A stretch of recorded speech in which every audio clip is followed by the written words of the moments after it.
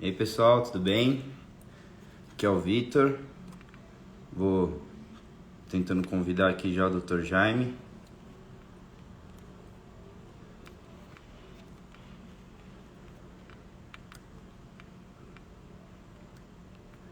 Já. Então, hoje a live vai ser um pouco diferente. E aí, pai? Fala, filhote. Deixa eu só continuar aqui. Sou coordenador de marketing da Suzan Clean. Eu trabalho com a equipe lá. Essa parte de live, conteúdo que vocês veem nas redes sociais, toda essa parte, vamos dizer assim, digital, acaba que eu faço lá, junto com a Renata e com o Dani. Inclusive, um abração para eles já, que ajudam a gente lá no marketing. E como eu estava falando com o Dr. Jaime, no caso, para quem não sabe, o Dr. Jaime é meu pai. A gente sempre chama um especialista aqui para a live, que a gente está falando sobre bariátrica e começa a falar sobre cirurgia plástica, ou de repente conversa com a Nutri, com o preparador físico, mas estava faltando algum dia a gente falar com o Dr. Jaime em si, né? Falar só com ele, só sobre bariátrica. E chegou esse dia. Boa noite. Boa noite, pessoal. Boa noite por estar aqui com a gente em mais uma live, vamos dizer assim, apesar que essa seria uma live assim, meio diferente mesmo. Primeiramente, eu queria agradecer aqui, vamos fazer uma retrospectiva das lives que eu tive a oportunidade de fazer com o Vitor. Ele é um grande incentivador para que eu apareça, que eu faça as lives, os TikToks, os Reels e tudo aí. Desde junho de 2020, então, no ano da pandemia, né, um ano forte aí, a gente começou com algumas lives, como alguns outros colegas vinham fazendo. Eu lembro que em junho eu participei com o Bernardo e com o Murilo, o fisioterapeuta e preparador físico, a gente fez uma na clínica. Já em junho eu fiz com o Carlos Pousa, o cirurgião plástico, ficou muito boa também. No mês de julho, então quero agradecer também agora ao Carlos Pousa, o Bernardo, o Murilo. Já em julho eu fiz com a Raquel, com a Larissa e com o Murilo, a Raquel, psicóloga, a Larissa, nutricionista, o Murilo, preparador físico de novo. Eu fiz no mês de agosto uma com a doutora Kátia Aragão, uma sexóloga, foi muito boa também. Fizemos outra em agosto com a Patrícia Amado, cardiologista, a Priscila Brito, cardio também, agradeço a eles todos. No mês de setembro, agradeço então aqui também, a gente fez participou, né, na obesidade e cirurgia bariátrica com Suzana agora, aí foi pessoal. No mês de setembro eu fiz outra com a Aline Manu, são duas pacientes da gente que operaram de bariátrica, ficou muito bom também. Ficou tão bom que no mês 10 de outubro a gente repetiu de novo, só que agora com a Jéssica e com a Gabi Risse.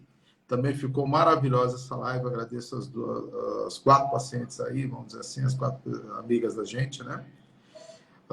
Eu fiz outra aqui no mês 11 também, com ex-pacientes bariátricos também, já de mais de tempo, que foi o Marcos Dornel e a Luciane Dornel, nosso amigão meu, speaker, por muito tempo aí das nossas palestras, melhor speaker que eu já tive. Também com o Jefferson e com a Luciana Chese, que são marido e mulher também. No mês de dezembro a gente participou, mas eu já não estava na live, foi o Douglas, a Raquel e a Marcela que fizeram, são os psicólogos da clínica. No mês de janeiro a gente fez com o Douglas, Fernanda, a Raquel de novo e a Marcela, todos psicólogos. Foram praticamente 2 meses, praticamente só de parte psicológica. Já no mês de fevereiro, eu bate-papo com a equipe multidisciplinar, então usei o Murilo, a Raquel e a Larissa, muito legal. O Murilo preparador, a Raquel psicóloga e a Larissa nutricionista. Falei com o Dr. André Pupa, agradeço ele também, sobre balão intragráfico e plasma de argônio, muito bom. Já no mês de abril foi com a Larissa Murilo e a doutora Carla, endocrinologista. A Larissa Murilo já comentei, a Larissa Nutri, Murilo preparador. No mês de maio, a importância da família com a Isabela e a Belícia. Então, foi muito bacana também. No mês de junho, a história da Suzan Clean. Aí já tive a oportunidade de, com a minha parceira Isabel e com o Vinícius, que é o cirurgião bariátrico, está agora com a gente aí, operando bastante. Então, a gente fez uma uma retrospectiva bem legal sobre a Susan Clean e sobre a gente na bariátrica, né? Eu, Isabel, mais tempo, e o Vinícius entrando agora já com uma mão muito boa. No dia da pediatra Priscila, a doutora Priscila Carina e a Pamela Kuzman, foi uma palestra muito legal que a gente fez, uma live, quer dizer, né? Muito bacana também. Já com cirurgia plástica, o doutor Érico e Heloísa, que ficaram bastante tempo fazendo cirurgia com a gente aqui na Susan Clean, uma palestra muito boa. E, por último, a Alessandra Esteves, que é um otorrino, onde a gente falou da apneia do sono e seus desencadeamentos. São temas que vocês veem diferentes, mas todos eles, com os pacientes que têm obesidade, são temas muito afins. Então, eu agradeço a todos que eu tive a oportunidade de participar no ano de 2020, no ano de 2021, pelo tempo que eles se puderam a nos fornecer e, vamos dizer assim, todo o conhecimento que a gente teve, adquiriu com eles e as dúvidas que dos pacientes foram tiradas. Mesmo com os pacientes participando das palestras também, né, Vitor?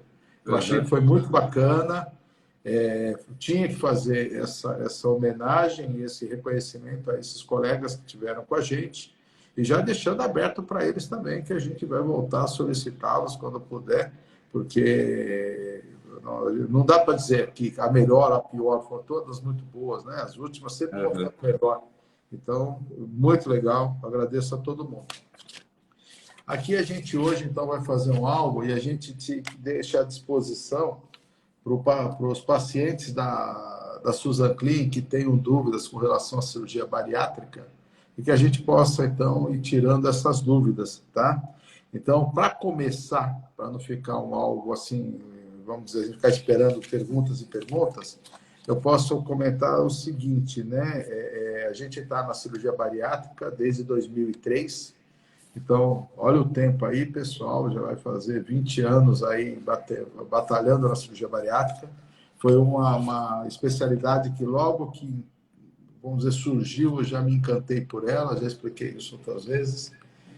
Foi na época que a gente já não operava tão mais estômago igual operava antigamente, quando eu era residente, que eu entrei na cirurgia, porque vieram medicamentos muito bons que tratavam as patologias do estômago, quer dizer, as úlceras que se operava tudo, muito não se operava mais, só ficaram os casos de cânceres para se operar.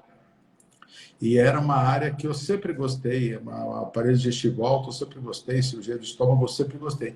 Foi quando veio, então, começaram-se as cirurgias abertas, de FOP e capela, para resolver os problemas de obesidade. E, poxa, eu já me encantei com a cirurgia e já comecei a entrar no lema assim, de querer procurar, deixa eu aprender, deixa eu ver, deixa eu começar a operar. Lógico que no começo eu fui pela técnica, pelo prazer, né, do ato cirúrgico, mas depois você vai se encantando realmente com os pacientes, entendendo os seus problemas, né, vendo realmente o que aflige, e também vendo que eles são, apesar de muitos colegas acharem os pacientes difíceis, não, cara, eles são pacientes ótimos. Eles são muito alegres e sempre vêm na busca de uma solução para grande parte das suas comorbidades e para a sua autoestima. E a gente participa disso na clínica praticamente todo o tempo, né? Desde que eles nos procuram a primeira vez, até depois que vêm, já sobem na balança, ficam muito entusiasmados e vão evoluindo com a perda de peso e com a melhora das suas comorbidades. Então, a gente tem dois prazeres. A parte do videogame, que é aquela que a gente realmente participa no centro cirúrgico, né, que a gente vai tentar ali fazer a melhor cirurgia. Hoje eu falo videogame porque a cirurgia de videolaparoscopia eu fiz a aberta de 2003 a 2004 e depois de 2005 em diante foi na vídeo e não parei mais na vídeo. Hoje eu não sei nem fazer mais aberta. A gente faz tudo por videolaparoscopia. Foi muito legal esse advento da vídeo para a obesidade, porque foi que deu o pulo, né? Então, quantos pacientes hoje se sentem mais confortáveis com relação a essa cirurgia? É uma cirurgia minimamente invasiva, né? Quer dizer, entra com pouca agressividade para esse paciente. Isso torna uma cirurgia com uma recuperação muito melhor, muito mais rápida e praticamente indolor, tá? Então, eu queria só dar esse esclarecimento, comentando também, agradecendo a toda a equipe, os colegas da Susan Clean, todos os nossos funcionários, né, que trabalham com a gente lá, todas as pessoas que estão lá com a gente envolvidas, desde a recepção, a todas as secretárias, a todos que estão lá na Susan Clean. Um especial também a toda a equipe clínica que ora, participa muito diretamente da bariátrica, tá? Ou participa, vamos dizer, assim, por fora, mas que a gente vê que tem muita importância, que vai desde o cardiologista, do endócrino, que estão muito afins com a gente, as nutricionistas, todas elas, né? As psicólogas, os psicólogos, os fonoaudiólogos que estão lá com a gente, os fisioterapeutas. Então, a gente agradece todo mundo que faz parte hoje da Susan Clean com relação à cirurgia bariátrica. A equipe cirúrgica também, né, que hoje praticamente estão eu, Vinícius, a doutora Isabel Yoko, Takazaka, e o Alexandre, o alemão, que me faz muito bem a ótica, a Tati, que instrumenta para a gente, o Ricardinho também, que instrumenta. Então, esse pessoal que também está com a gente, mas no centro cirúrgico, que acaba não aparecendo, só aparece no dia da cirurgia. Então, agradecimento especial para todos eles. Vitão, volta para você a palavra, porque se ficar comigo, eu fico falando e não sobra nada para você. Vamos Então, lá, vamos agora começar a nossa live. Ia falar, pessoal, dois recadinhos só. Primeiro que eu estou atento aqui, então, se quiserem mandar alguma pergunta, alguma coisa para a gente fazer, eu estou anotando para mais no final da live a gente perguntar. E de repente se tem algum amigo, algum familiar, alguém que está interessado em bariátrica, quer saber alguma coisa, manda para ele a live pelo aviãozinho, que vamos falar bastante coisa aqui hoje. Mas então acho que dá para a gente começar as perguntas já, né? Olha, me manda as que mais você recebe, as que o pessoal tem dúvida, Tá. que às vezes a gente não tem tempo de esclarecer, tá? Então, só explicando pro pessoal, eu pego todas essas lives aí que já foram. É a primeira vez que eu estou aparecendo aqui, né, na frente da câmera, mas querendo ou não participei de todas as lives, então a gente anota o que o pessoal pergunta para ter noção até do que a gente posta, que a gente fala com vocês. E eu dei uma procurada lá, o que o pessoal perguntava bastante, e uma das campeões aí que a gente já respondeu algumas vezes era da diferença da plástica e da reparadora cirurgia. Tá, isso aí é realmente uma pergunta para um plástico, mas a gente pode esclarecer. A gente acabou, vamos dizer, trabalhando com todas as equipes, até cirúrgicas, várias equipes cirúrgicas, que a gente começou a ficar muito afins com eles pelos temas que a gente, pelo tratamento que a gente tem de várias patologias. Por exemplo, o otorrino com a apneia, que a gente comentou, né? Os endócrinos como com diabetes e por aí vai. Com o cirurgião plástico, a gente viu, o cirurgião plástico normalmente faz a cirurgia eletiva, que seria aquela cirurgia que a pessoa vem que quer fazer quer melhorar a sua estética. Então, lembrar de cirurgia plástica é lembrar de estética. Ele vai fazer algo para resolver a parte estética. Quando ele vai fazer algo para corrigir um defeito ou para fazer algo para reparar um dano que ficou, é uma cirurgia reparadora. Nesse caso, com relação à bariátrica, as cirurgias mais procuradas reparadoras são aquelas sobras do abdômen avental, perde muito peso, fica aquele tecido gorduroso com pele sobrando, né? Higienicamente também fica um lugar difícil de o paciente conseguir fazer a sua higiene, acaba tendo muito problema com pele por causa disso. Nas mulheres, a mama, ou aquelas que caem por serem muito pesadas, ou aquelas que desaparecem por serem pequenas. Então, a gente vê que precisa fazer uma reparadora, ficar uma pele não muito bonita, e a mulher se sente menos atraente por isso, mas não é estético, realmente é reparadora, né? A parte dos braços, muitas vezes com sobra de pele em braço, como também na coxa interna, às vezes aquela pele sobra muito, então seria uma cirurgia nesse caso, reparadora, tanto do braço quanto da perna. O que a gente vê que mais fica mesmo é mama, abdômen, braço e perna. Seriam as cirurgias da bariátrica, quando depois de 2 anos de cirurgia, em que os pacientes mais procurariam para fazer uma cirurgia de reparação. Então, já que a gente estava falando da plástica, né, acho que é legal também, tem até uma paciente que perguntou algo parecido agora aqui nos comentários, quando que a gente indica para paciente reparadora, depois da bariátrica, e também como que ele encontra um bom cirurgião, né? Como o paciente pode achar um cirurgião confiável para fazer a cirurgia? O cirurgião, normalmente, a melhor indicação é aquela que vocês têm dos seus amigos que passaram por um cirurgião bariátrico. A de boca a boca ainda é melhor. Mas se não for de boca a boca, porque hoje a gente tem internet, tem toda uma possibilidade outra para chegar, eu acho que o importante é vocês pesquisarem se esse cirurgião ele faz parte da Sociedade Brasileira de Cirurgia Bariátrica. Se ele fizer parte dessa sociedade, mostra que ele é um médico, primeiramente, um médico formado em cirurgia e em cirurgia bariátrica. Então, aí você sabe que você vai ter uma chance muito menor de ter algum contratempo com esse cirurgião, porque ele já tem um número de cirurgias realizadas boas, no número expressivo, por isso que ele faz parte desse colégio brasileiro, né? E acho que um caminho principal seria esse, você ou por indicação de amigos, ou por curiosidade, encontrar alguém, mas você sair nessa pesquisa para ver se esse médico ele faz parte desse rol hoje da Sociedade Brasileira de Cirurgia Bariátrica. Se ele fizer, então já está num caminho adequado. Com relação a quando fazer a cirurgia reparadora, o ideal é 1 ano e meio a 2 depois da cirurgia bariátrica, onde o paciente já estabilizou a perda de peso, tá? Ele já se mantém, essa é aquela melhor fase para que a gente realmente possa indicar. Ou eles vão fazer uma cirurgia bariátrica, ou em caso de mulheres, algumas optam até por engravidar primeiro. Mas aí vai ser de cada um, tá? Então aí eles vão para a reparadora ou eles vão para engravidar no caso. Tranquilo. Então, só também respondendo, a Cristiane perguntou se a live vai ficar salva sim, tá? A gente salva no Instagram, a gente costuma postar no YouTube também a nossa live. Bom, então, agora falando de bariátrica em si, sim, pulando já da reparadora, quanto tempo que demora uma cirurgia bariátrica para ser feita? E eu acho que o campeão de pacientes que vem perguntar qual que é o método que emagrece mais, sleeve ou bypass? Tá, o tempo, o paciente normalmente ele vem encaminhado pelo endocrinologista que já tentou tratá-lo a parte clínica, né, tomando os medicamentos, fazendo suas dietas, sua atividade física, para que ele conseguisse perder o peso e tratando as suas comorbidades. A partir daí, se realmente ele tem a indicação para a cirurgia bariátrica, esse colega vai indicar a gente para estar vendo o paciente. O cirurgião vai fazer uma anamnese, que seria um questionário com esse paciente para conhecê-lo bem.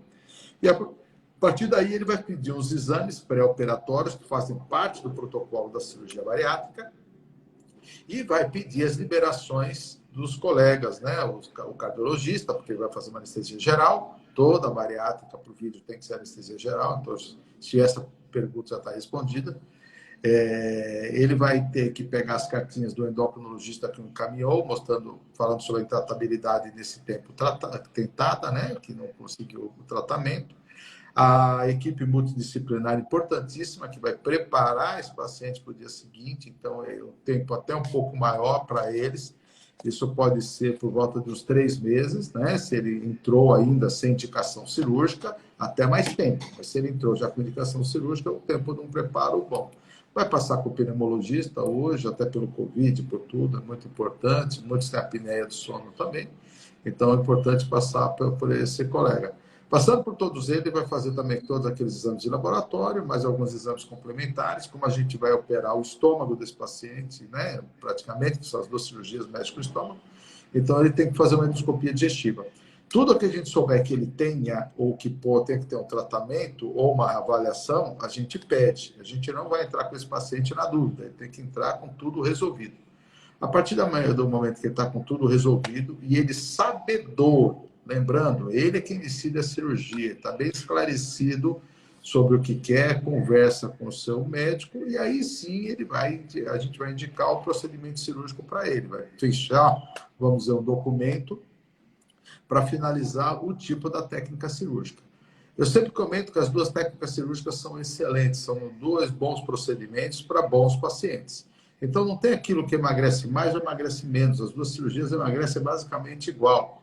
Então, não é só pelo emagrecimento. Nós temos que ver as comorbidades para tentar ver o que a gente, além de emagrecer, lógico, a gente consiga tratar de problema. E o mais importante, não trazer problemas outros, quer dizer, efeitos colaterais com relação à parte cirúrgica. De repente, ele tinha uma queixa de um problema e com a cirurgia ele vai ficar com 3 queixas do mesmo problema. Então, a gente não pode trazer. A gente tem que pesar tudo na balancinha assim para ver para onde vai pender mais. indicar ou um sleeve, que seria uma cirurgia do estômago, só, né, restritiva, só não, cirurgia restritiva boa, que ela também tem uma parte dela que é endócrina. E a do bypass, que é uma cirurgia metabólica mesmo, ela é mais forte para a parte metabólica. Seriam as duas cirurgias que são liberadas hoje para serem feitas, então são as duas técnicas que a gente faz. Tranquilo. Então, ó, um paciente perguntou agora uma, eu vou até juntar ela com uma que a gente já tinha aqui, que é sobre a apneia. Deixa eu só aqui. O que que é a apneia do sono, né? O que que ela vai prejudicar aí o paciente? E ele perguntou também se ele tem uma apneia do sono severa, forte assim, se ele vai poder operar, fazer a cirurgia. Tá. A apneia do sono, normalmente para o bariátrico, aquele paciente mais roncador, né, que vai apresentar essa apneia, mas é aquela parada respiratória que ele tem, alguns segundos, ou que ele para de respirar, pelo fechamento da região respiratória ali, né, dele, pela obesidade. Faz ele ter essas paradas respiratórias e, nesse momento, isso não faz muito bem para o organismo. A apneia não é boa para o paciente, pode levar ele a transtornos, arritmias e por aí vai. É uma das indicações de cirurgia. Se você puder, nós temos uma live que a gente fez, deixa eu ver, a da apneia que estava aqui comigo, foi em novembro de 2021. Eu fiz ela com a doutora Alessandra Esteves. Se você puder ver essa live, ficou muito legal. Né? Eu imaginava como que eu ia ficar uma hora falando com a Alessandra a respeito de apneia e, cara, faltou tempo. Entendeu? Então, se você tem uma apneia severa, tem que usar o CPAP já, você já sabe disso, é importante. Mas, ao contrário, você tem toda a indicação para cirurgia. E uma coisa muito interessante, tem pacientes que já melhoram dessa apneia, interessante isso mesmo, já param de roncar e melhoram muito da apneia, já no pós-operatório imediato da cirurgia, recente, quer dizer, não precisou emagrecer tanto e melhora, né? Uma dúvida que a gente tinha. Por que será que melhora tão rápido? Dizem que a primeira melhora clínica que o paciente tem de sintomas seria o da apneia. Então, se tem ela, você deve ter outros fatores, tem que estar bem tratando, mas tem toda a indicação, sim. E tenta ver essa live que a gente deixou nesse mês, ficou muito bacana, você vai gostar. Ficou muito esclarecedora. Ficou legal mesmo essa. Outra coisa que chega bastante, também está entre as que mais perguntam para a gente, é a diferença da cirurgia bariátrica e da cirurgia metabólica. Qual que é a diferença dos dois procedimentos? Tecnicamente, o procedimento é idêntico. Você vai ver que uma cirurgia bariátrica é idêntica a uma cirurgia metabólica com relação à parte técnica, o que a gente vai fazer. Vamos dizer assim, o que difere é o objetivo. Se é uma cirurgia bariátrica ou se é uma cirurgia metabólica. Se nós vamos tratar as doenças associadas, dando ênfase a elas do que o próprio peso do paciente. E já na bariátrica, não. A gente vê que o peso é importante tratar. A bariátrica normalmente tem relação com as doenças osteomusculares, né? Os problemas ortopédicos. Então, você vai ver que é uma paciente mais ligada ao peso mesmo do que ao procedimento que a gente vai fazer para que altere no aparelho digestivo com a produção de hormônios incretínicos que a gente comenta, que vai, principalmente no diabetes tipo 2, diminuir a resistência insulínica, produzir melhor a insulina e o paciente corrigir esse problema, tá? Então, a técnica igual, o objetivo que é diferente, né? Qual é a solução? Eu comentava isso, às vezes, tem uns colegas nossos, eu não vou citar nomes agora, mas muitos fazem isso, comentando no mesmo remédio, às vezes, para dois problemas. Vamos supor, você pode estar tomando o AS para você fazer, porque você está com dor, então você toma numa dose e ele resolve o problema seu anti-inflamatório e analgésico. Se você toma uma dose diferente, ele vai muitas vezes levar a você afinar o seu sangue e você está tomando ele porque o cardiologista prescreve. Então você vê uma mesma medicação para duas situações diferentes, dependendo da dose.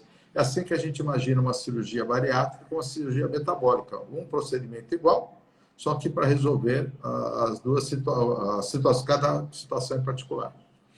E esse também a gente fez uma live falando disso, né? Foi com a doutora Patrícia Amado e com a doutora Priscila Brito, né? Falou bastante sobre diabetes, hipertensão. Isso aí foi no mês 8 de 2020.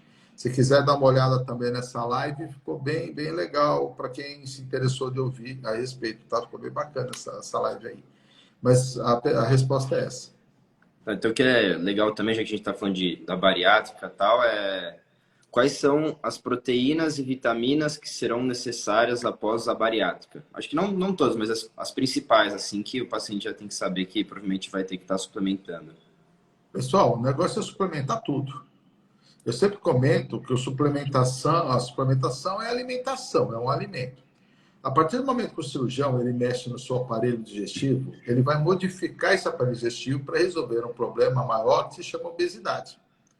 Só que quando você mexe com a acidez do estômago, você vai mexer com a absorção de algumas vitaminas e alguns elementos também.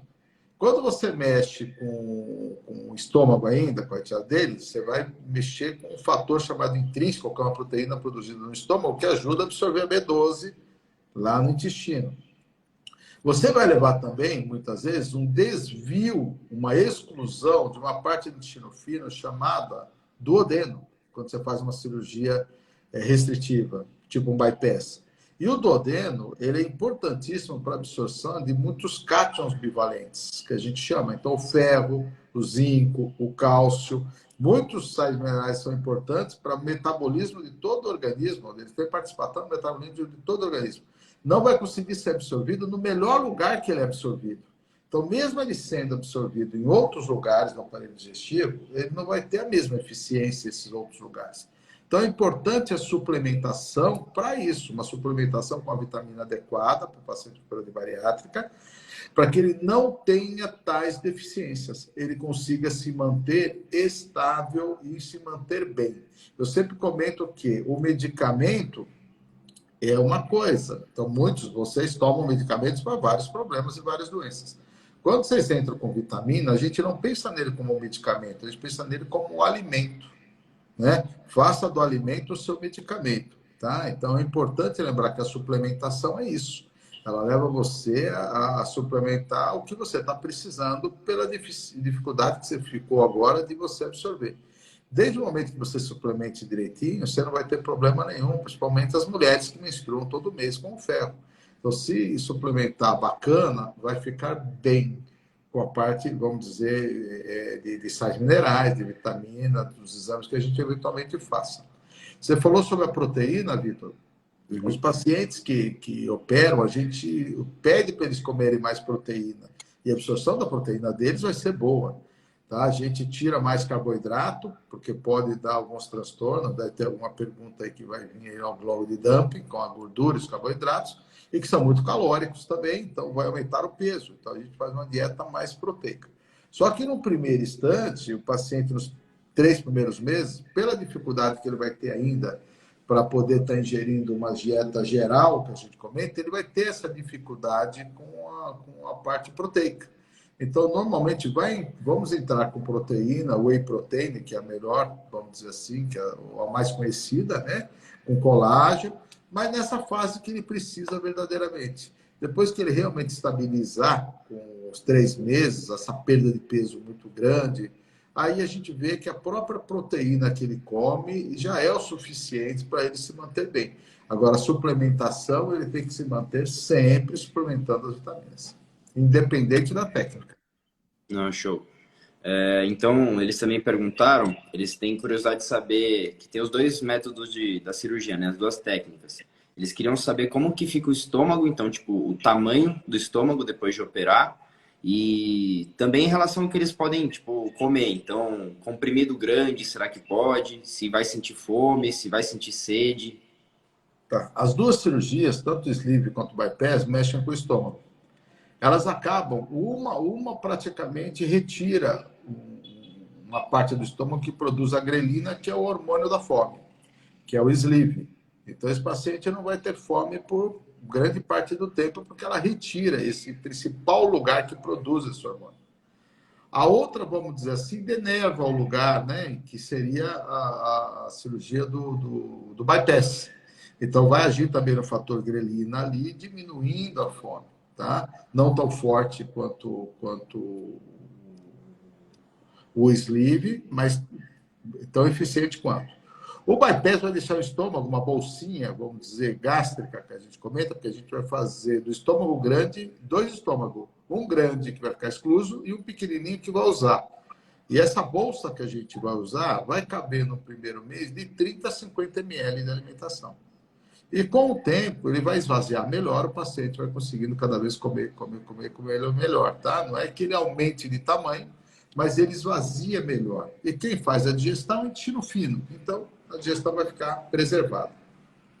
Já o sleeve, ele não vai ter aquela parte de desabsorção, porque não vai mexer com o intestino, mas nós vamos deixar o estômago mais compridinho, porque é uma gastrectomia vertical, né? Então você vai deixar um tubo no estômago agora, ele vai perder aquele formato que ele tinha e vai ficar tubular e comprido, vai ficar slim, que né, a gente comenta.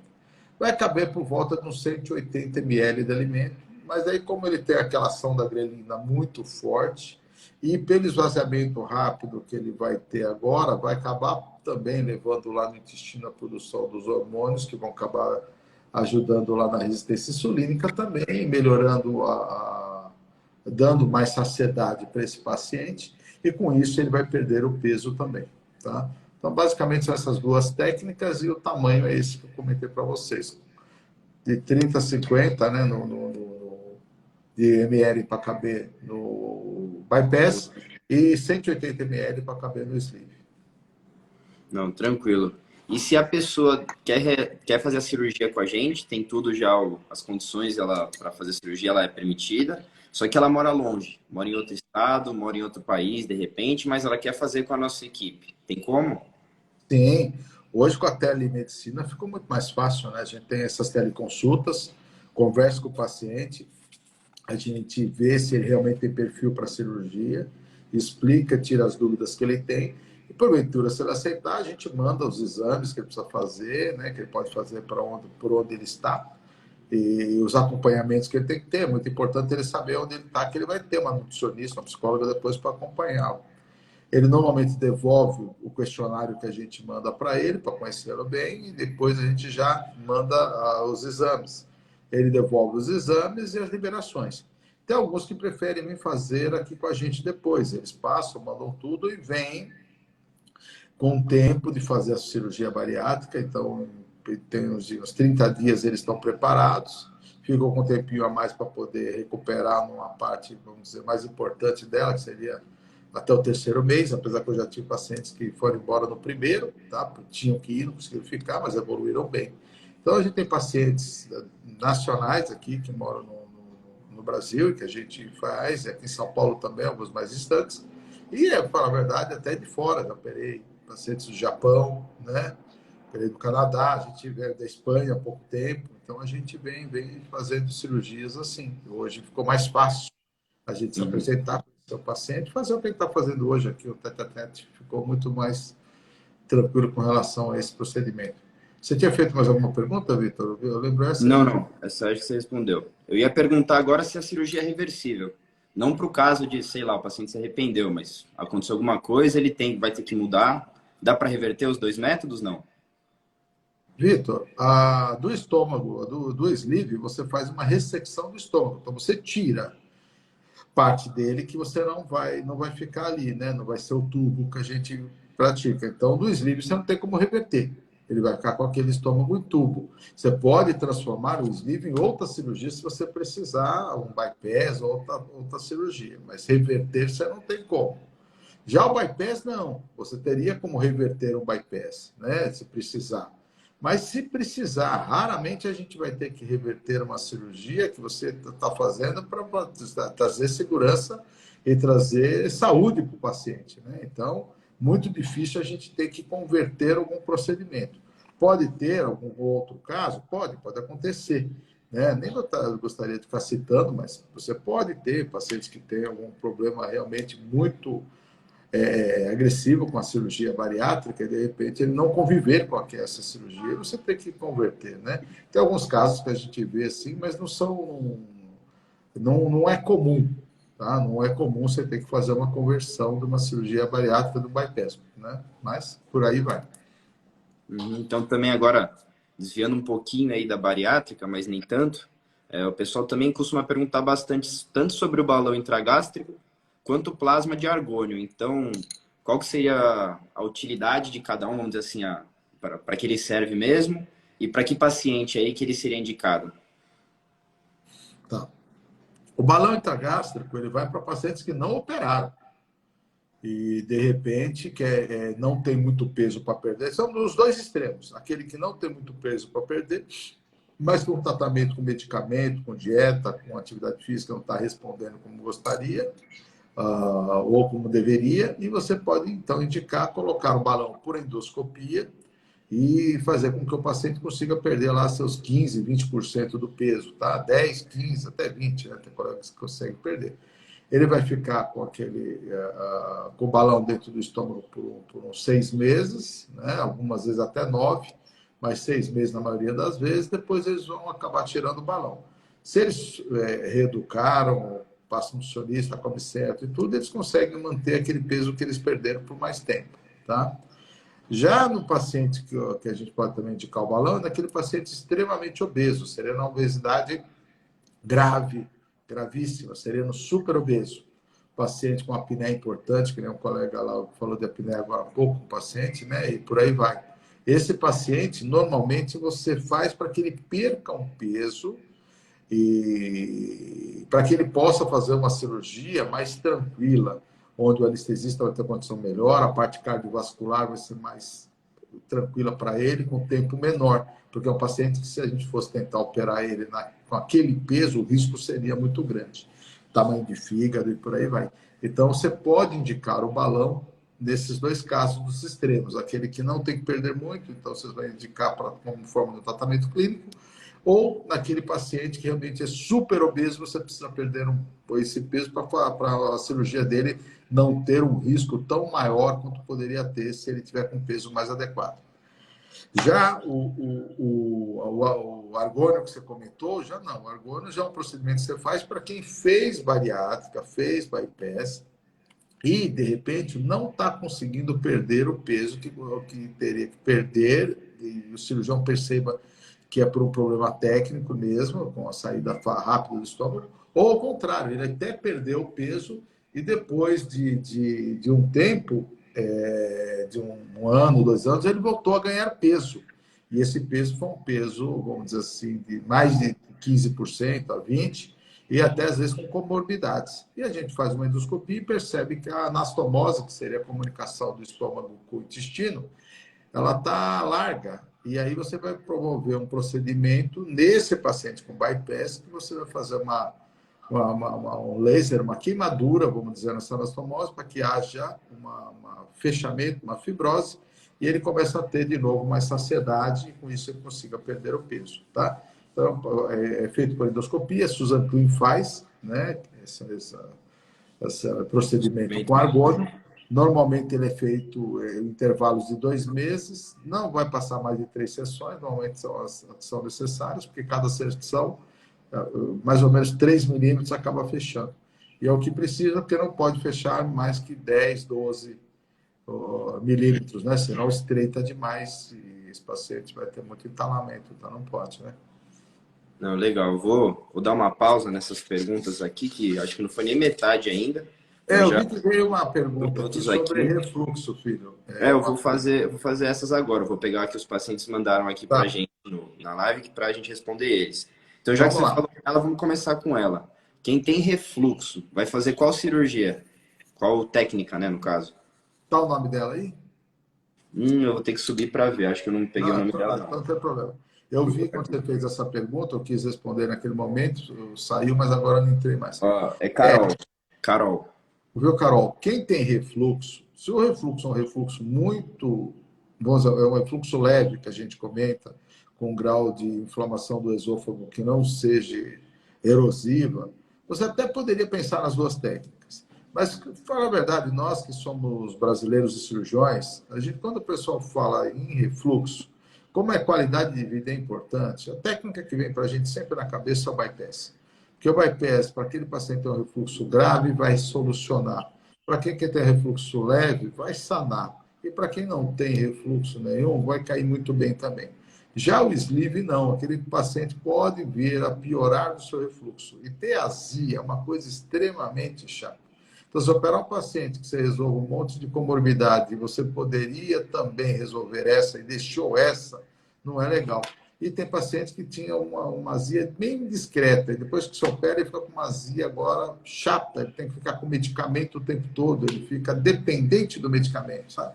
Então, é um paciente que a gente vai conversar bastante para discutir técnica, mas tentar mostrar para ele que, no caso, especificamente, o melhor seria o bypass para esse paciente, mas ele poderia operar, sem dúvida nenhuma. É um caso de cirurgia, por sinal. Refluxo com obesidade não tem tratamento do cirúrgico para refluxo, tem que tratar, os tratamentos cirúrgicos para refluxo tem que ser com a cirurgia bariátrica, tá? Se ele tem o refluxo sem obesidade e que tem tratabilidade clínica, aí tudo bem, ele vai operar o refluxo, faz a cirurgia que se tem para refluxo, tá certo? Bora lá. Então, agora outra aqui, depois de algum tempo de ter feito a bariátrica, o estômago aumenta? Cara, antes, quando se fazia uma cirurgia mais aberta, para deixar o estômago maior, realmente a gente via que ele poderia dilatar um pouco mais. Mesmo pondo aquela bandinha, o anel que se colocava. Você tinha casos em que você tinha uma certa dilatação. Hoje, não. Assim, o pensamento meu é diferente. O estômago fica muito pequeno, muito verticalizado. Então, eu creio que o aumento do peso não vem pelo aumento do estômago, ele vem pelo esvaziamento rápido desse estômago. Agora, o sleeve é outra coisa também. Se você faz um sleeve e ele não sai tecnicamente perfeito, como dizem alguns colegas, é uma cirurgia fácil de fazer errado. Então, é problema. Você pode ter complicações sérias com o sleeve, mas você precisa montar bem o sleeve. Se ele ficar meio largo de início ou não ficar bem montado, ele vai dilatar, esse paciente vai poder reganhar peso de novo, e você pode ter que voltar para uma mesa para fazer um re-sleeve, né? Você entendeu? Que seria melhorar esse sleeve de novo ou modificar essa técnica. Então, no sleeve, dependendo do procedimento que foi feito, da técnica que foi aplicada e feita esse sleeve, ele pode dilatar sim. Uhum. Uma pergunta legal também que o paciente fez. Ele vai poder, se ele precisa operar também a vesícula, ele vai poder operar a vesícula com cálculo junto com a bariátrica? Sim. Essa é uma pergunta que a gente vê que é pergunta para congresso, porque no congresso você senta e você fala, o paciente foi fazer os exames e encontrou pedra na vesícula. Ótimo. E aí, opera antes, durante ou depois da bariátrica? Então você vai ver que tem para todo mundo. Tem alguns que preferem, no ato da cirurgia bariátrica, já fazer a cirurgia da vesícula. Tá? Eles veem, às vezes, um cálculo um pouco maior e tudo, não tem risco de migrar cálculo nem nada, então já vamos aproveitar e fazer. Essa paciente não inflamou, não teve transtorno nenhum, ótimo. Já tem aqueles que têm crises de inflamações assim repetitivas, você vê uma vesícula difícil de fazer, quer dizer, vai demorar mais para operar a vesícula do que fazer a bariátrica.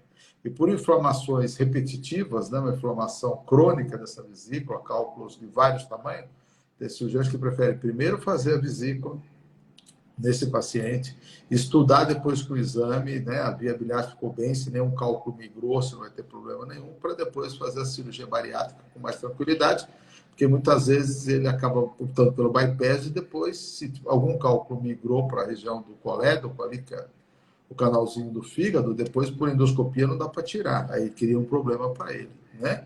E alguns preferem fazer depois. Eles fazem a bariátrica, porque o paciente é muito pesado, muito difícil, principalmente no super obeso. Eles fazem a bariátrica quando o paciente perde mais peso, por volta do terceiro até o sexto mês, com uma facilidade técnica maior, eles vão e indicam a cirurgia da retirada da vesícula, tá? Então é importante saber que pode ser antes, durante ou depois, vai depender de cada caso. Então, ó, aqui e olha, uma coisa que é importante falar, né? Falei. É melhor uma cirurgia, duas cirurgias rápidas do que uma cirurgia muito prolongada. Quanto mais tempo anestesiado, mais chances de complicações vocês têm operatórias. Quanto menos tempo anestesiado, menor. Até porque acorda antes, levanta antes, anda antes, quer dizer, tudo é muito mais favorável. Então, às vezes a pessoa fala, melhor tomar duas geral? Então, sim, melhor tomar duas anestesias gerais do que ficar com uma anestesia e levar horas e horas para fazer a sua cirurgia, e com risco também, né? A cirurgia de via biliar é uma cirurgia de risco, não é uma cirurgia tão simples para todo mundo. De repente, é um procedimento de risco e tem que ser vista como uma cirurgia de primeira, sabe? Não é uma cirurgia coadjuvante. Essa é uma cirurgia primeiro. Quando você vai fazer uma bariátrica, a tua cirurgia principal é a bariátrica. A coadjuvante é a vesícula. Opa, não. Às vezes não. Às vezes o melhor é ter as duas como principal, cada uma no seu tempo. Uhum. Então, ó, aqui eu vou até falar que tem mais 6 perguntas dos pacientes e mais 3 que mandaram agora. A gente não vai conseguir responder elas porque eu acho que vamos colocar uma coisa aqui legal para os pacientes agora nesse finalzinho.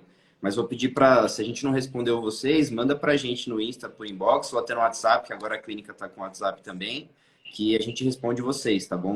Não fica com a dúvida, não. Mas, por último, eu queria trazer uma coisa que, inclusive, eu vi quando a gente foi para o congresso. Tive a oportunidade de ir com você. E eu acho legal porque muito paciente pergunta, e aí, eu vou fazer o sleeve, eu vou fazer o bypass, o que eu preciso para operar, é IMC, é peso, é comorbidade. Então, como isso gera bastante dúvida, eu trouxe aqui uns casos, entre aspas, aleatórios, e eu vou trazer as condições delas para você e você me diz se você, de repente, acha que a pessoa poderia operar ou não, ou talvez até por que método cirúrgico você optaria, tá bom? Então, ó, vou começar com uma paciente mulher, que tem 25 anos, é nova, e MC 42. Ela relata que não tem nenhuma comorbidade, só possui um refluxo desde que nasceu. Tá, 25 anos, você vê que é uma pessoa jovem. Vai ter que ser pesquisado esse refluxo para ver se realmente é um refluxo patológico. Porque como a menina é de 25 anos, tem 2 detalhes. Ela menstrua ainda, então ela perde ferro, né? E ela vai ter gestações futuras. Então, eu vi que alguém comentou aqui sobre o DIU.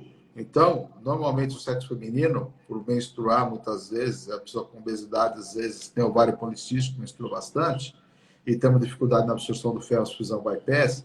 O DIU, que você comentou, é um procedimento que a gente vê anticonceptivo interessante, tá? Pode ser feito antes do procedimento, realmente, da cirurgia, ou depois que operou o bypass. Aí fica na dependência de você. O cirurgião bariátrico gosta muito do DIU como método anticonceptivo, então, você que mandou, ou Implanon, né? Mas você que mandou essa pergunta aqui para mim, acho que foi Madalene, aqui que eu estou vendo o nome, a pergunta é essa, tá?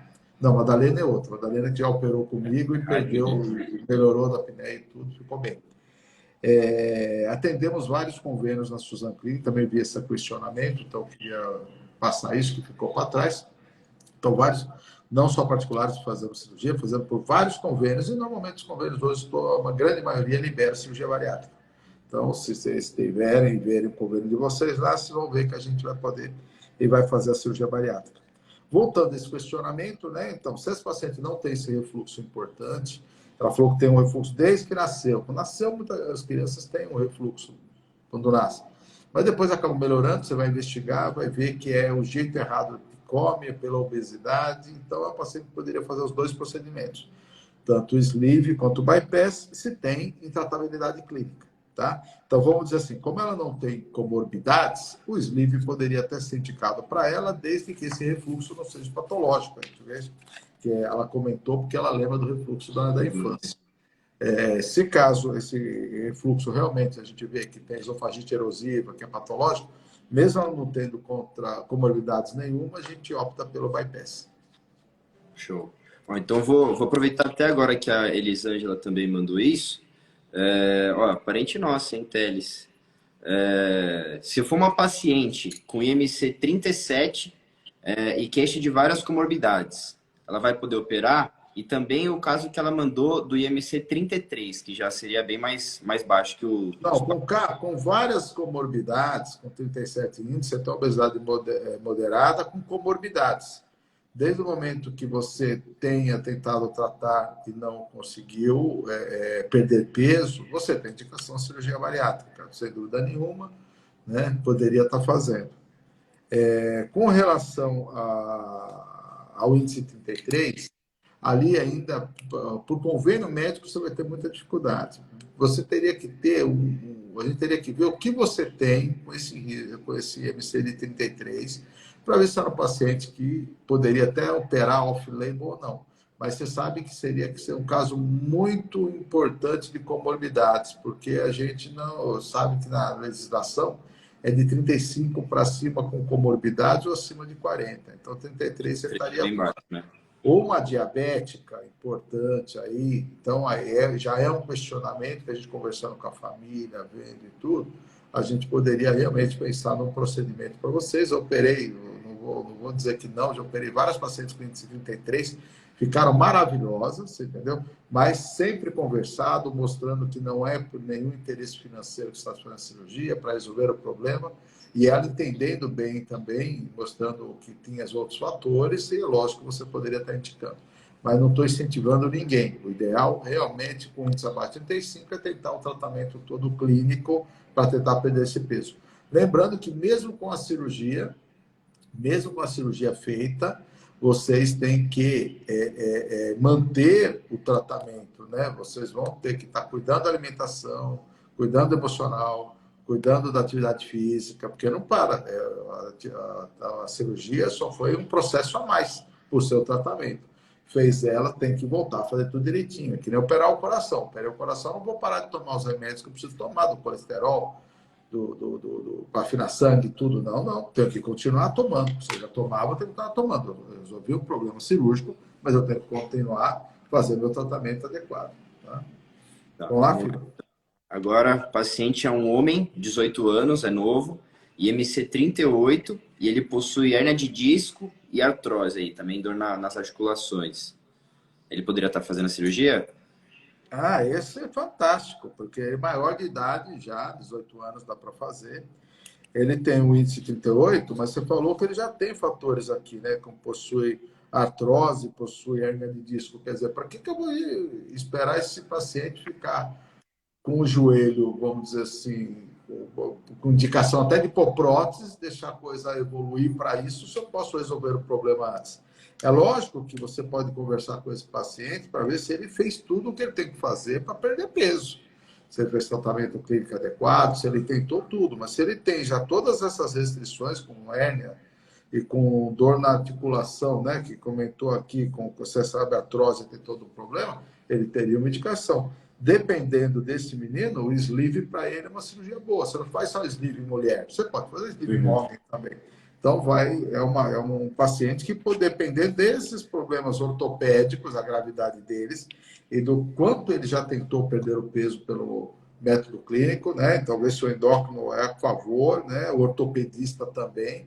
Então, esse seria o aval do ortopedista e do endócrino, porque o ortopedista, tendo um paciente desse, ele sabe que ele vai conseguir cuidar bem se o paciente realmente perder peso. Então, às vezes, para até, dependendo do dano que ele tem lá, ele vai falar, olha, vou ter que pôr uma prótese nesse joelho. Então, é bom perder, senão eu vou perder a prótese com você também, né? Então, é uma indicação sim. Tá, então agora o caso é parecido. A diferença é que o IMC do paciente é um pouco maior, 42, ele é um pouco mais novo, tem 16 anos. Então ele com 16, menor de idade, IMC acima de 40 e que ele tem também comorbidade, seja hipertensão, alguma doença cardiovascular. Então, esse aqui ainda é menor de idade, então ainda é muito difícil você operar, teria que vir com liberação dos pais. Ele fazendo uma cirurgia, não sendo por convênio, seria algo até mais fácil, porque os pais estando conscientes e liberando, você, teoricamente, teria uma liberação que eles fariam e a gente trabalharia bem com esse paciente para ele entender a cirurgia. Eu tive pacientes que eu já fiz com essa idade e que entenderam muito a cirurgia realmente, estão muito bem até hoje. Com 25, 26 anos, foi muito bem, foi muito bom o tipo de procedimento. Já o convênio vai ter dificuldade, mesmo liberando, você vai ver que pela ANS existe uma restrição com relação à idade, é 18 para cima, então a gente mantém esse paciente com a equipe multidisciplinar até ele completar os 18 anos e se ele continuar com essa obesidade e não corrigiu a obesidade, a gente faz o procedimento para ele. Indica a cirurgia no caso, né? Show de bola. Então, ó, faltam 6 minutos, acho que dá tempo de mais um aqui. Já que a gente já tá falando, só está falando do pessoal mais novo, vamos supor então que a gente tem um paciente com 60 anos, já é uma pessoa mais velha, que é mulher, tem MC 42. Ela também tem hernia de disco e artrose. Ela poderia estar fazendo a cirurgia, mesmo sendo mais velha? Também. Aí é ver se é o bypass ou sleeve, as duas técnicas para ela. Mas ela tem uma idade, mas você vê que ela tem um fator de comorbidade. Quer dizer, a gente de 18 anos, que não precisa chegar em 60 e estar com tudo com todo o dano aqui nas suas articulações. Então, essa também tem indicação, sem dúvida nenhuma. Não, mas foi rapidinho, achei que não é, então vamos mais uma, vai. Paciente é um homem com 30 anos, IMC 50 e também tem comorbidades. Então, esse com 30 anos que IMC 50, ele não precisa nem ter as comorbidades. Isso aí já tem indicação, porque ele tem um índice acima de 50, então já teria uma indicação de você fazer. Ele não precisa nem provar o tratamento dele, quer dizer, também clínico que ele teve. Com índice 50 hoje, você já indica a cirurgia. E tendo essas comorbidades, mais ainda, ressalva que ele realmente tem que operar. Vamos tentar ver aí, Vitor? Olha, todo paciente bariátrico tira vesícula? Não. Ó, vou tentar então subir para a gente ver. 30% pode desenvolver pedra na vesícula, vem pela perda de peso rápido, pela concentração do colesterol na vesícula que fica, pela aquele paciente fica mais tempo, vamos dizer, sem comer também, isso é ruim, e pode desenvolver cálculos. Então tem, realmente há um número maior do que a população normal, de 30%. Mas cada 10, né, 7 não vão ter. Então, você indica tirar a vesícula para todo mundo. Você vai esperar e vai orientar o que ele tem que fazer para tentar dar cálculo. Hoje tem medicações que ajudam a dissolver esse colesterol. Então, tem muitos pacientes que entraram com a gente e acabaram, vamos dizer, não adquirindo o cálculo ou conseguindo aquela bile mais espessa, conseguir dissolver esse cálculo que está bem molezinho e não ter que fazer a cirurgia, tá? Não só cálculo de vesícula, como cálculo renal também. Os pacientes obesos têm uma tendência maior a formar cálculo renal e a própria cirurgia mais desabsortiva, vamos dizer assim, também propicia, pelo problema com o oxalato, a formar cálculos.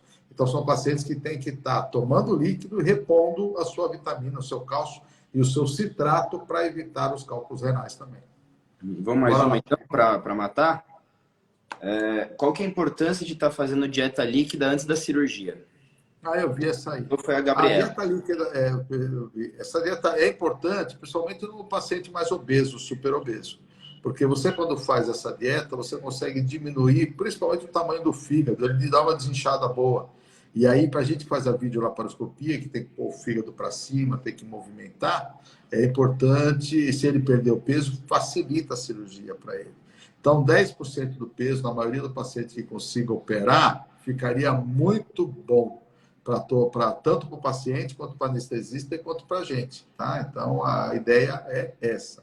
A manter a dieta líquida mais tempo também, depois que você faz a cirurgia, é importante por causa dos grampos, para os grampos não abrirem, para não vazar nada do estômago.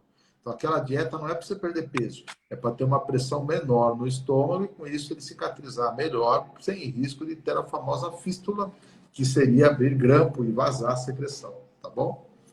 Acho que a maioria das perguntas já foram. A única que faltou foi uma que fizeram em relação a dumping, que é quanto tempo demora para acabar. Acho que é a única que ficou faltando dos pacientes. Não tem essa resposta. O dumping, você não tem época para começar e não tem época para acabar. Tem pacientes que nunca tiveram dumping por alguns anos, depois começam a ter. E tem pacientes que têm muito dumping logo no começo e depois não tem mais. O dumping seria aquele mal-estar que tem, a pressão que abaixa, a sudorese fria, né? Aquele mal-estar, a náusea que dá, principalmente quando esse alimento, quando o paciente ele acaba alimentando, ele se alimenta com alimento que passa rápido, mais carboidrato ou gordura, e que acaba vindo muito líquido para o intestino, então tem aquela sensação da pressão caindo e do desmaio. Ou um dumping mais tardio, né? Que seria aquela pessoa que acaba depois do tempo que come, mais de 2 horas, devido ao problema insulínico que tem, um hormônio que tem lá, uma incretina, vai fazer com que produza insulina e a insulina tira a glicose do sangue. Com isso, o paciente tem períodos que a gente chama de uma hipoglicemia reacional. É um dumping tardio, tá? Então, são os tipos de dumping que tem. O interessante para tentar evitar é comer sempre no horário a alimentação que tenha uma digestão, vamos dizer, mais lentificada. Então, comer algo que tenha mais fibra, que tenha proteína e sempre de horário para evitar com que o dumping aconteça. Isso realmente acho que vai bem. Manda mais alguma coisa. Então, a gente tem mais 40 segundos aqui. Não sei se vai cair a live, acho que não vai. Mas, em qualquer caso, já vou, então, me despedindo aqui primeiro. Agradecer você ter feito mais uma live aí com a gente. Estivemos presentes aí em todas essas lives, né? Dessa vez eu aparecendo, gostei bastante. E acho que é isso. Se futuramente aí surgir a oportunidade de participar de mais uma live, estamos aí. Tem mais alguma que pintou aí, Vitor? Vê se tem mais alguma dúvida Tem para a gente duas. responder rápido. Eu não gosto de paciente com dúvida. Perguntaram só se pode doar sangue após a bariátrica e se o corpo pode rejeitar os grampos na cirurgia. Não, rejeitar grampo isso não existe. Fique bem tranquilo, tá? Isso aí, esses clipes metálicos aí que a gente fala, pode ficar tranquilo que você não vai ter problema nenhum com relação a grampo. Com relação Doar sangue. a doação de sangue, cara, a gente sempre vê, né? Principalmente se é mulher. Como vai ter dificuldade muitas vezes de conseguir absorver o ferro e pode menstruar demais, se doar, logo logo vai ter que tomar ferro endovenoso e depois começar a ter problema. Então, dependendo de como está a sua parte sanguínea, é importante ele conseguir 2, 3 doadores que pudessem no lugar, que ele já estaria no lugar dele arrumando 3 para estar ficando e ele ficaria, ou ela, né, ficaria sem doar.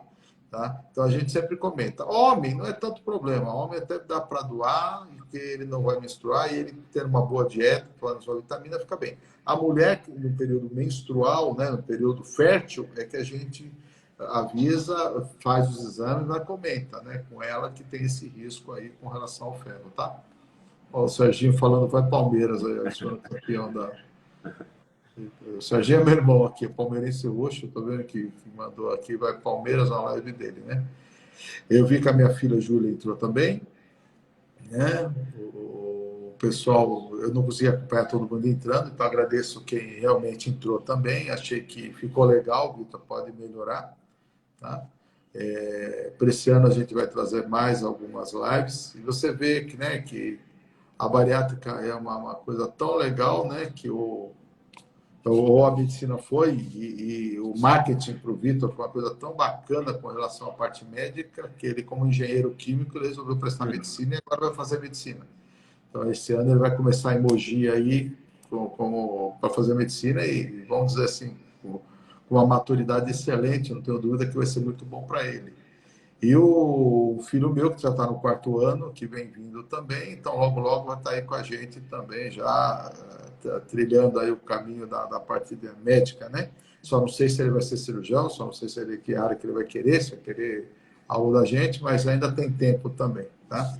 Então agradeço a todo mundo, acho que foi muito bem a gente com a live.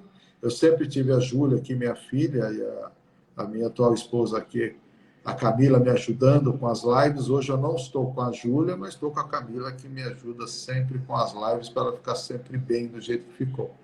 Ela participa muito aqui, vocês não veem, mas ela participa demais aqui, junto com o Vitor, que é o que traz todas as dúvidas para vocês, e a gente tem essa oportunidade de poder estar esclarecendo vocês, né? Foi bem bacana. Eu até me surpreendi pelo número de pessoas aqui que assistiram a live com a gente, né? Ficou bom, porque só eu falaria, e falar a verdade, isso aqui eu decidi tem 2 horas atrás. Então, ficou bem legal para os pacientes aí que estão aí com a gente aí nessa live, tá? Vitor, acho que é isso. Vamos deixar o pessoal curtir. Vou lembrar os pacientes, para se tiver dúvida, manda para a gente. A gente tem bastante coisa que acabou não dando tempo de responder. Manda para a gente, que aí ou a gente já responde vocês lá, ou até a gente deixa anotado para trazer uma outra live do mesmo assunto. De repente, se bastante gente estiver querendo ver, a gente pode estar fazendo de novo. Não, ficou legal, ficou legal. Pena que é pouco tempo para muita coisa, né? E a gente quis fazer outros agradecimentos, a gente preencheu com outras coisas, mas no final ficou do jeito que eu imaginava, ficou bem bacana. Você se comportou muito bem, parabéns aí por estar aparecendo e pareceu bem, né? E agora cortar teu cabelinho, ficar carequinha e bola para frente, né? Entendeu? E vamos lá. Pessoal, agradeço vocês, uma boa noite para todo mundo. Vamos recomeçar de novo nossas lives a partir agora de fevereiro, agora, né? Apesar que essa aqui já é um recomeço, mas vamos trazer de novo as lives que a gente fazia, que a gente sabia que sempre foram muito boas e acrescentou muito na vida de todos, inclusive na nossa. Muito eu aprendo com o pessoal que a gente traz para a live e muito eu aprendo com com vocês que participam com a gente, tá? Então, a gente vê, assim, aprender muito com a endocrinologia, com a cardiologia, com a nutri, com a psicóloga, com a sexóloga, e todas que a gente teve oportunidade de participar com a live, tá? E a gente vai tentar trazer as perguntas ou as respostas para vocês, assim que a gente tenha elas também. As que eu tiver dificuldade em responder, que não seja muito da minha área, eu vou dar uma investigada e pergunto e trago para vocês aí, tá bem? Obrigadão e fiquem com Deus. Falou, pessoal. Boa noite aí.